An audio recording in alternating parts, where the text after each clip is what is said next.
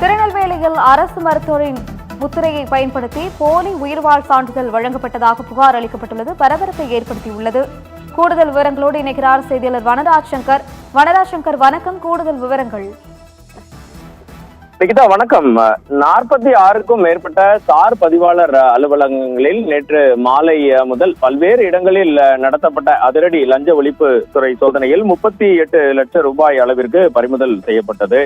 இதுவே தமிழகத்தில் மிகப்பெரிய பரபரப்பினை ஏற்படுத்தி இருக்கும் நிலையில் திருநெல்வேலியில் பார்த்தீர்கள் என்றால் அரசு மருத்துவர் ஒருவரின் முத்திரையை பயன்படுத்தி அவரது கையெழுத்தை போலியாக இட்டு உயிரோடு இருப்பதாக 2 பெண்களுக்கு சான்றிதழும் வழங்கி பத்திரப்பதிவு துறையில் பத்திரம் பதிவு செய்யப்பட்ட தகவல் தற்போது வெளியாகி மிகப்பெரிய பரபரப்பினை ஏற்படுத்தியுள்ளது.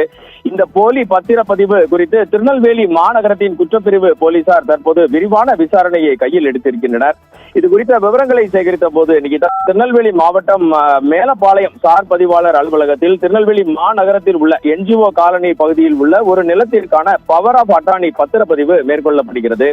இந்த பத்திரப்பதிவிற்காக கேரள மாநிலம் பாலக்காட்டை சேர்ந்த உஷா மற்றும் திருவனந்தபுரத்தை சேர்ந்த ஜெயஸ்ரீ பாலகிருஷ்ணன் ஆகிய 2 பேரும் உயிருடன் இருப்பதாக திருநெல்வேலி அரசு மருத்துவக் கல்லூரி மருத்துவமனையின் முட நீக்கியல் பிரிவு டாக்டர் சந்திரசேகரன் வழங்கியதாக கூறப்படும் உயிர்வாழ் சான்றிதழ்கள் அவர்கள் உயிரோடு இருப்பதாக குறிப்பிட்டு ஒரு சான்றிதழ்கள் தாக்கல் செய்யப்பட்டிருந்தன. பின்னர் இந்த பத்திரப்பதிவு ஆவணங்கள் தொடர்பாக சந்தேகம் எழுந்ததை அடுத்து மேற்கொள்ளப்பட்ட விசாரணையில் இந்த ஆவணங்கள் அனைத்துமே போலியானவை என தெரிய வந்தது. பின்னர் திருநெல்வேலி மாநகரத்தின் குற்றப்பிரிவு போலீசார் திருநெல்வேலி அரசு மருத்துவர் டாக்டர் சந்திரசேகரனை தொடர்பு கொண்டு விசாரிக்கும் போது இந்த புகாரில் சம்பந்தப்பட்ட தவறுகளை தாம் நேரில் பரிசோதிக்கவே இல்லை என்றும் அவர்களை நான் பார்த்ததும் இல்லை என்றும் அவர் ஒரு அதிர்ச்சிகரமான வாக்குமூலத்தை அளிக்கிறார்.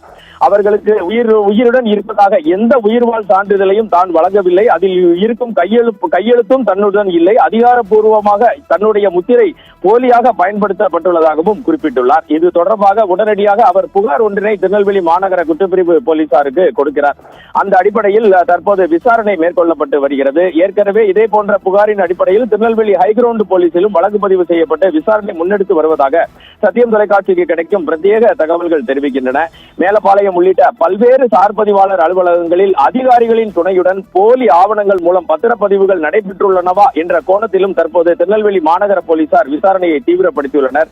மேலும் டாக்டர்கள் மற்றும் அதிகாரிகளின் கையொப்பம், இந்த அரசு முத்திரைகள் இவைகள் போலியாக பயன்படுத்தி தயாரிக்கப்பட்டிருக்கக்கூடிய பிற ஆவணங்கள் குறித்தும் தற்போது விரிவான ஆய்வு மேற்கொள்ளப்பட்டு வருகிறது. நிகிதா, எது எப்படி இருந்தாலும் பத்திரப்பதிவு துறையில் தொடர்ந்து நடைபெற்று வரும் இது போன்ற முறைகேடுகள் பொதுமக்கள் மத்தியில் மிகுந்த அதிருப்தியையும் அதிர்ச்சியையும் ஏற்படுத்தி இருக்கிறது. நிகிதா.